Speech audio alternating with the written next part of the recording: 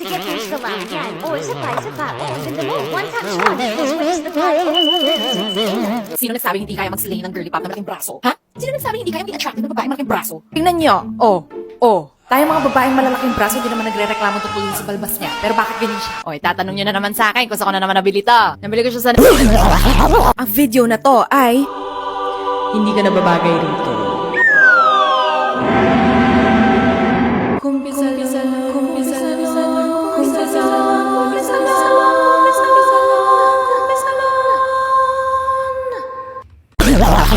Kung last time, tungkol sa cereals, yung ngayon, tungkol sa sinigang. Galing to sa anonymous member. Nahihiyan sabihin kung sino siya. March of 2021 nung nangyari ito. 21 ako that time at Birheng Maria pa. No experience at all, kaya medyo inggit at pressured that time sa mga friends and co-workers kong may tsuktsakan life. Alam nyo guys, I just wanna share. Medyo seryoso tayo dito. Quiet.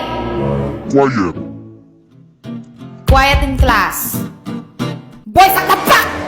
Kung hindi talaga kayo ready, wag yung ipilit yung sarili nyo. It's okay, wala naman talagang age limit. Except lang, syempre kapag minor ka, medyo questionable yun, no? Walang age limit ang tsuktsakan. It's okay kung nawala yung pagiging Birhen Maria mo nung 40 ka na. Who cares? I met this guy sa MS Teams GC namin. Call center setup nga pala kami. Let's call him C. C for Charisse.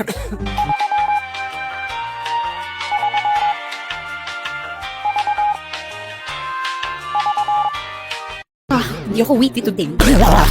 Itong si C also handles the same campaign I handled that time. But his office is somewhere in BGC. We talked for a month and syempre 85% of the conversation was, wow!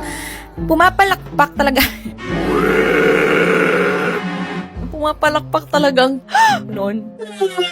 Hindi na-imagine ko gumagano yung game. Sorry, I need a break.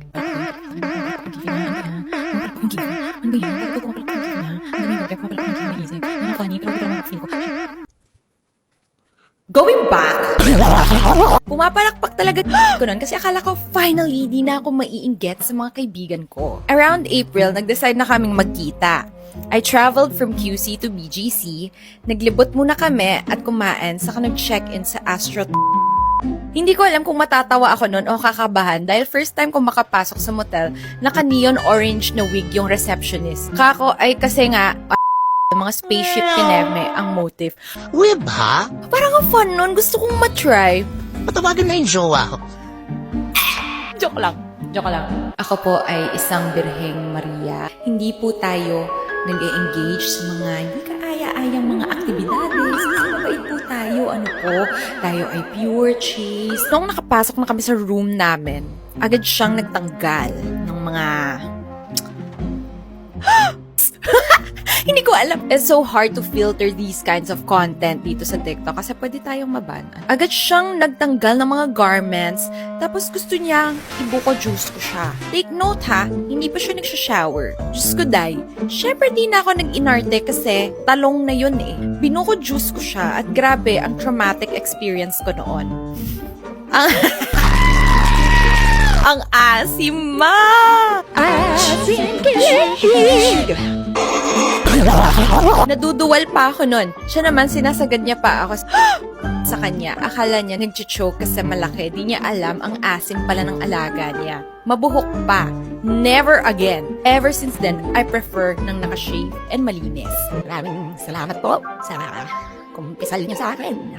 Hindi ko po alam ang mararamdaman ko. Kaya pala sinigang ang title. Nakikita ko kasi I didn't know what to expect every time na nagbabasa ako.